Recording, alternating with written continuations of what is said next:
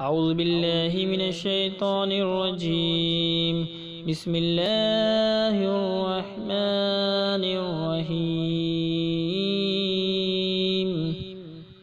لا أقسم بهذا البلد وأنت حل بهذا البلد ووالد وما ولد لقد خلقنا الإنسان في كبد أيحسب أن لن يقدر عليه أحد يقول أهلكت مالا لبدا أيحسب أن لم يره أحد ألم نجعل له عينين ولسانا وشفتين وهديناه النجدين فلاقتحم العقبة وما أدراك ما العقبة فك رقبة أو إطعام في يوم ذي مسغبة يتيما ذا مقربة أو مسكينا ذا متربة ثم كان من الذين آمنوا وتواصوا بالصبر وتواصوا بالمرحمة أولئك أصحاب الميمنة والذين كفروا بآياتنا هم أصحاب المشأمة